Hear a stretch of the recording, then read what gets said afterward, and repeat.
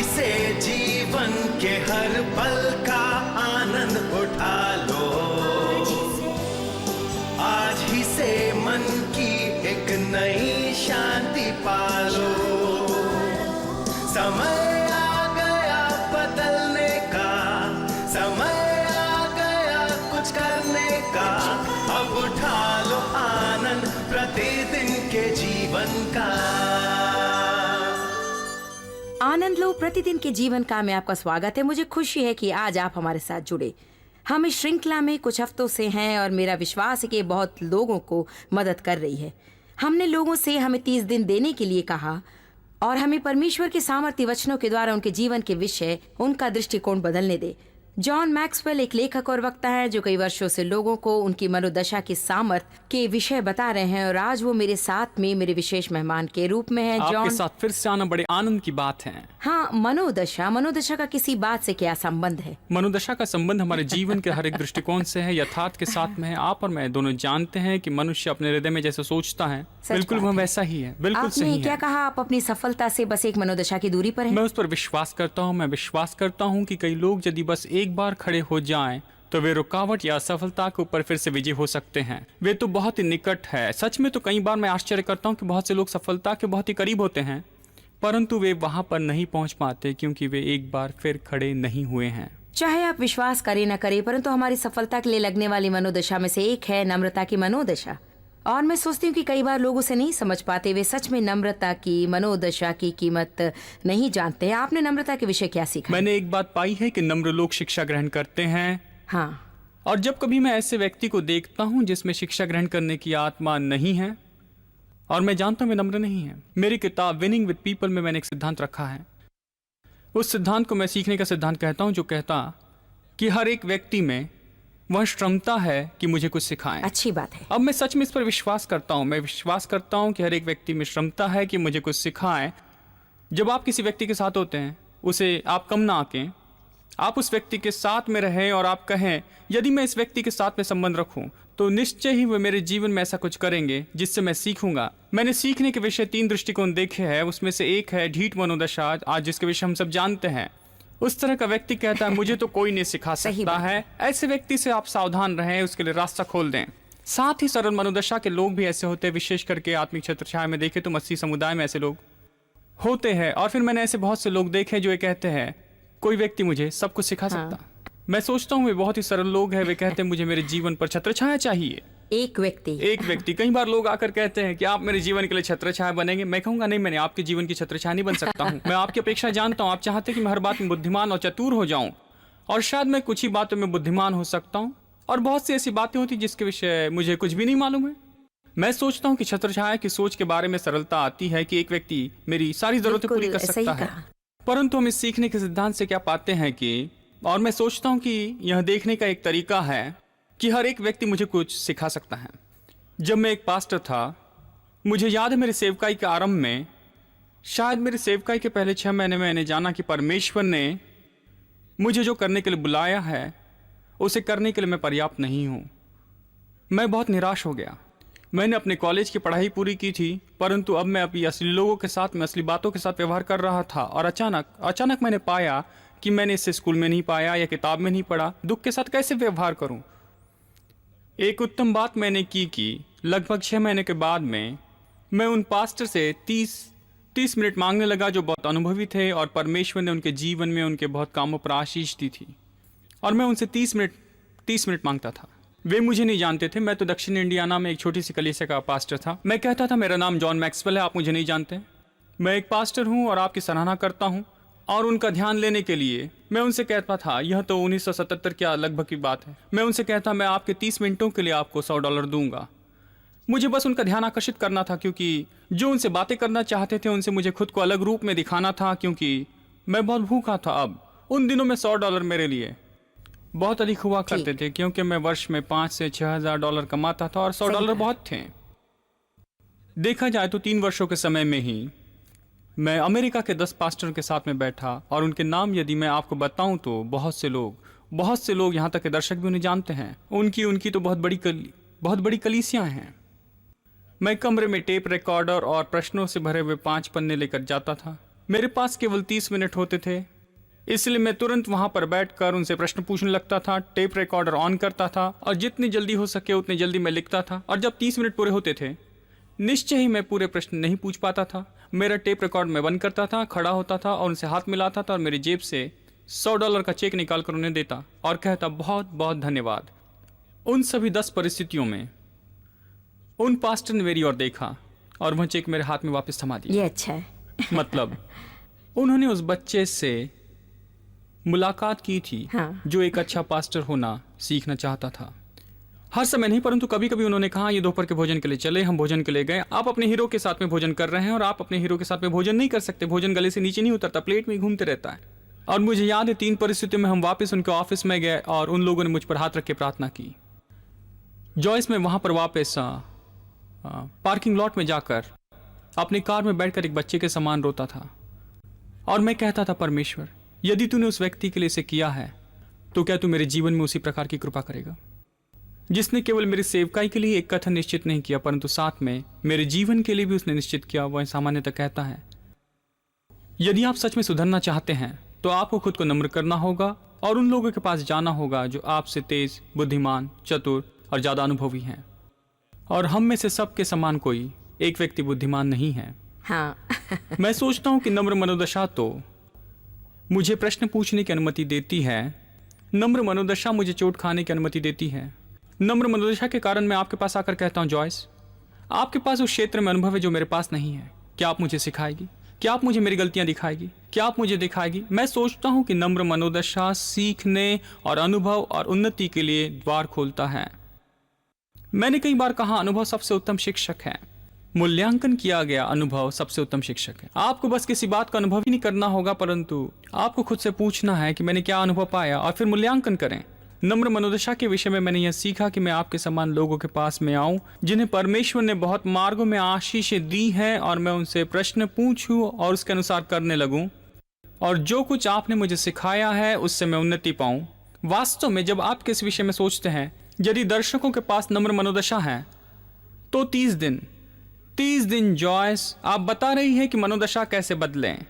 और यदि हम नम्रता रख कर कहें, मेरे जीवन में ऐसे कुछ क्षेत्र हैं जिसमें मुझे बदलाव चाहिए और मैं सीखूंगा और मैं उन्नति पाऊंगा, मैं सुनूंगा, मैं प्रार्थना करूंगा और बदल जाऊंगा।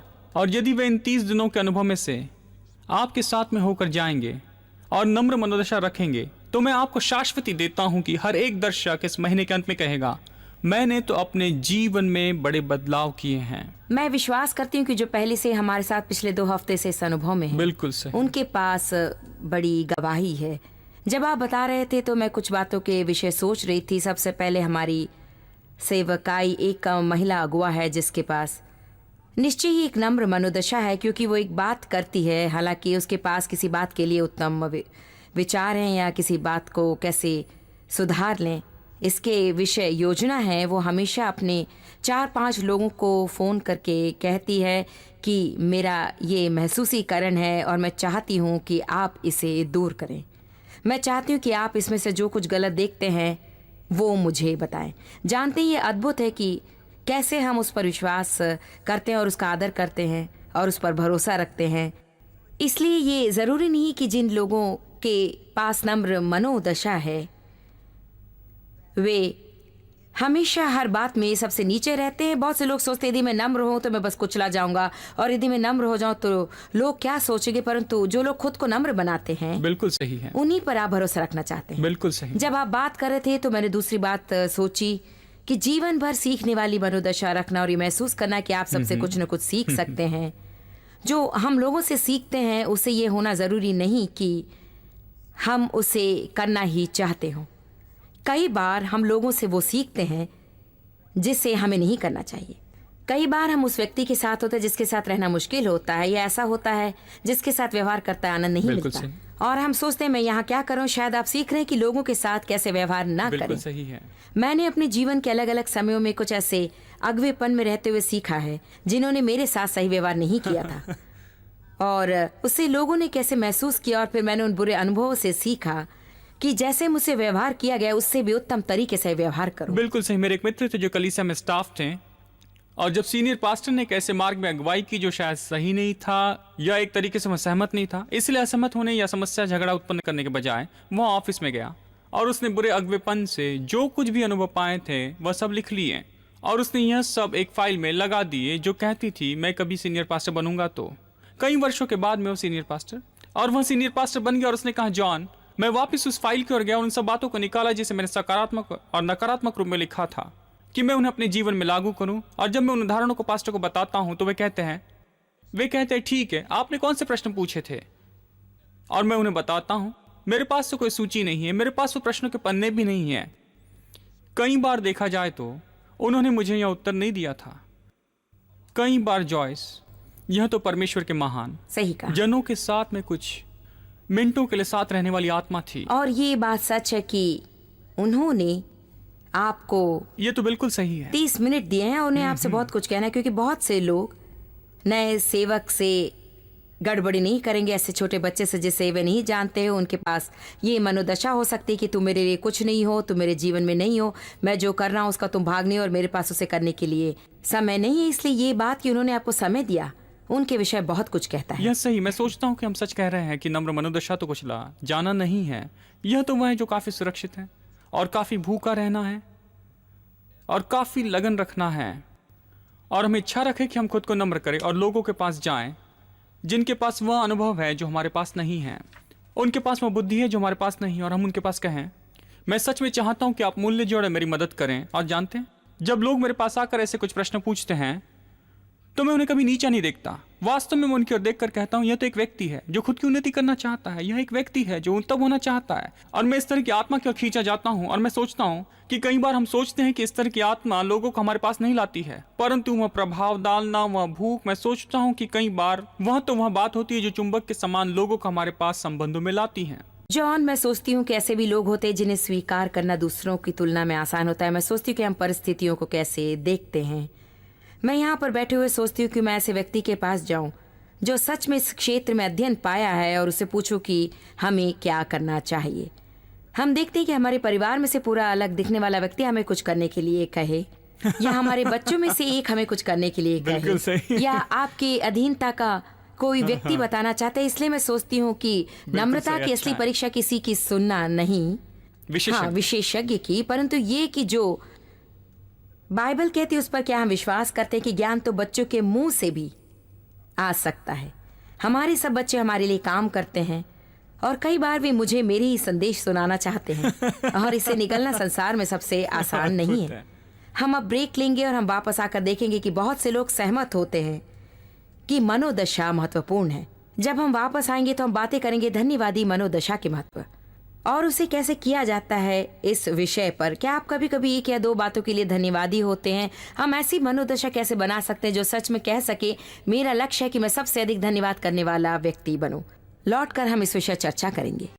मैं जॉन मैक्सवेल के साथ वापस आई हूँ जो बहुत ही विख्यात किताब के लेखक हैं, विनिंग विथ पीपल। जॉन, कार्यक्रम के पहले भाग में हमने अच्छा समय बताया। ओह, मुझे पसंद है। आप अपने दर्शकों को अपनी मनोदशा बदलने के लिए 30 दिन दे रही हैं और मैं आपके साथ में तो बस 5 ही दिन के लिए हूँ और मैं देख रहा हूँ कि 5 दिन में मैं उत्तम हो रहा हूँ। सोचिए कि यदि सब आपके साथ में पूरा महीना रहेगा तो क्या होगा। बहुत लोगों के जीवन में बहुत बड़ी उन्नति होगी। मैं सोचती हूँ कि लोगों से 30 दिन मांगने का मुख्य कारण है क्योंकि हम जानते हैं मनोदशा हमारे अंदर जड़ पकड़ने लगती है और आदत बनाने या तोड़ने के लिए 30 दिन लगते हैं। बिल्कुल सही। हम बस एक कोशिश करने से या कुछ मिनट कोशिश करने से एक अच्छी आदत बना नहीं सकते या बुरी आदत तोड़ नहीं सकते हैं। आदतें तो बार बार करने के द्वारा बनती हैं और मेरा विश्वास है कि हमारे अंदर से आने वाली बुरी मनोदशा या अच्छी मनोदशा आदतें हैं वे ऐसी बातें जिसे हम लंबे समय से सही या गलत करते आए और अब हम जानते भी नहीं कि हम उसे अक्सर कई बार करते हैं। और सच में 30 दिन एक व्यक्ति को आदत बनाने के लिए बहुत ही मददगार होते हैं, जिसके विषय में कोशिश कर रहे हैं कि वे करें। मैंने मनोदशा के विषय में यह भी पाया है कि हमारी मनोदशा में हमें सुधार लाना पड़ता है। सही बात कही। सच में मुझे याद है एक बार मैं एक परिस्थिति के विषय में बहुत ही बुरी मनोदशा रखता था। यह 1980 के पहले की बात है जब मैंने वहां पर एक किताब लिखी थी जिसका नाम था द विनिंग एटीट्यूड। मार्गरेट मेरी इस मनोदशा के विषय में थोड़ी परेशान हो जाती थी और उसने मेरे ओर देखकर कहा, जानते हो, यदि आप विजयी मनोदशा के विषय में किताब लिखना चाहते तो आप ऐसे जीवन जिए। क्या आप जानते, इस बात ने सच में मेरे अंदर में घर कर दिया कि आप मनोदशा के विषय में किताब लिख रहे हैं और फिर भी अपनी मनोदशा को पूरी तरह बुरी होने दे रहे हैं। इसलिए हमारी मनोदशा को सुधारने का सबसे उत्तम तरीका कौन सा है? जैसे कि हम यहाँ पर कर रहे हैं कि 30 दिनों का समय ले रहे हैं और हमें कहना है कि ठीक है, शायद मैं पहले जहाँ था मैं वहां पर चला जाता हूं क्योंकि शायद मैं उससे दूर हो गया हूं। मेरी आदत थी कि बातों को ऐसे ही जाने देती थी, क्योंकि मेरे जीवन में बहुत सी बातें हो रही थी और बहुत बातों के साथ हमें व्यवहार करना पड़ता है। और सच्चाई ये है कि आप किसी बात के साथ अच्छे से रहते हैं तो इसका ये अर्थ नहीं कि आप उससे हमेशा अच्छे बने रहेंगे। वह सही है, सच में आप भी जानते और मैं भी जानता हूँ कि जब मनोदशा फिसलती है तो सब फिसलता है। सही कहा। मेरा मतलब जीवन में ऐसी कुछ बातें होती है जिनके फिसल जाने से हमारे जीवन पर कोई प्रभाव नहीं होता है, परंतु जब एक व्यक्ति का दृष्टिकोण और मनोदशा हम भीतर में कैसे महसूस करते हैं उसका भारी प्रभाव जब लोगों के सामने गिरने लगता है तो हमारी मनोदशा गिरने लगती है, हमारा संबंध गिरने लगता है, हमारी सोच और हम दूसरों के विषय में क्या सोचते हैं वह गिरने लगता है। हमारी मनोदशा और हमारी सोच के कारण कई बार परमेश्वर के साथ का हमारा संबंध भी नीचे गिरने लगता है। मैं निश्चित हूँ कि मैं अच्छी मनोदशा के लोगों के साथ रहना चाहती हूँ और मैं बुरी मनोदशा के लोगों के साथ रहना नहीं चाहती। और बुरी मनोदशा के व्यक्ति के साथ कठिन समय जाता है। जो व्यक्ति हमेशा किसी बात के विषय कुड़कुड़ाता और बुड़बुड़ाता है और शिकायत करता है, चाहे उनके पास कुछ भी हो, वे कभी धन्यवादी नहीं होते। इसलिए हम आज कुछ समय के लिए धन्यवादी मनोदशा रखने के विषय कहना चाहते हैं। जॉन, मैं एक व्यक्ति को जानती हूँ जो कहता है मेरे जीवन का लक्ष्य है कि मैं इस पृथ्वी पर का सबसे धन्यवादी व्यक्ति हो जाऊं। क्या आप जानते हैं, हम में से कई लोगों के पास वो लक्ष्य होना चाहिए। आप इस बारे में क्या कहेंगे हमसे? सबसे पहले मैंने पास्टर के साथ बहुत सी बातें की हैं। कई बार पास्टर अपनी सभा के लोगों के विषय में कहते और शिकायत करते। मैं कहता हूँ देखिए, सुनिए, शिकायत करना बंद कर दें। आप शायद मूसा हो सकते हैं आपको कैसा लगेगा कि 40 वर्षों तक उन 15 लाख लोगों की शिकायत करने वाले लोगों की अगुवाई करें, गोल चक्कर काटें और वे पूरे दिन भर ये कहते रहे काश मैं वहां पर होता। मैं हमेशा ऐसा महसूस करता था वे लोग जो धन्यवादी नहीं होते हैं उनके पास सही दृष्टिकोण नहीं होता है। मुझे याद है हायो में मेरी कलीसिया में एक व्यक्ति कलीसिया का कस्टोडियन था और वह बहुत ही शिकायत करने वाला था। उसमें धन्यवादी आत्मा की कमी थी। मुझे याद है एक बार उसका नाम बॉब था। मैंने कहा बॉब, मैं चाहता हूं कि आधा दिन तुम मेरे साथ में रहो, मैं आपको कोलंबस ले जाना चाहता हूं। मैं उसे बच्चों के अस्पताल ले गया और मैंने कहा हम वार्ड में जा रहे हैं, उस विभाग में जहां बच्चे ल्यूकेमिया के कारण मर रहे हैं। और उन दिनों में 70 या 80 के दशक के अंत में बहुत से बच्चे ल्यूकेमिया के कारण तो मर रहे थे। अभी भी वे तो मरते हैं, परंतु उन दिनों में इसकी तादाद बहुत ज्यादा थी। आज के समान उपचार उस समय नहीं थे। बॉब और मैं उस ल्यूकेमिया सेक्शन वार्ड में लगभग 2 घंटे तक रहे और वापस जाने के समय में वह बहुत शांत था। और मैंने कहा बॉब, तुम बहुत शिकायत करते हो, परंतु अभी जो कुछ आपने और मैंने देखा, अगर आप उसके विषय में दृष्टिकोण रखें तो आपके और मेरे पास शिकायत करने के लिए कुछ भी नहीं होगा। मैं विश्वास करता हूं कि जब मेरे पास धन्यवादी न होने की आत्मा होती है तो मैंने सच में संसार कैसा है इसका दृष्टिकोण ही खो दिया है। जॉन, मैं हमेशा लोगों से कहती हूँ, विशेषकर विवाह के विषय, कई बार एक व्यक्ति अपने विवाह के संबंध के विषय संतुष्ट नहीं होता, इसलिए वे हमेशा सोचते कि उस ओर की घास हमेशा ज्यादा हरी होगी, परंतु मैं हमेशा उनसे कहती कि आपको उस घास की छटाई भी करनी होगी। बिल्कुल सही है। इसलिए मुख्य बात यह कि चाहे आप जीवन में कुछ भी करें तो भी कुछ ऐसी बातें होंगी जो सिद्ध नहीं है, परंतु हम सब मनुष्य हैं। कोई सिद्ध नौकरी, सिद्ध कलीसिया, विवाह में सिद्ध सहभागी नहीं है। मेरा विश्वास है कि कोई पूरे सिद्ध दिन भी नहीं होते हैं। शायद ऐसे कुछ दिन हो जिसके अंत में आप कह सकते कि ये तो पूरा सिद्ध दिन था। मुख्य बात यह कि हमारे पास जो है उसके लिए हमें धन्यवादी होना सीखना चाहिए और बाकी सब परमेश्वर हमारे जीवन में करेंगे, इस पर हमें भरोसा करना है। शिकायत और कुछ नहीं आपकी परिस्थिति और बुरी करती है। एक धन्यवादी मनोदशा बनाए और आप परमेश्वर की शांति का अनुभव करेंगे, इस महिला के समान जिससे हम मिलना चाहेंगे।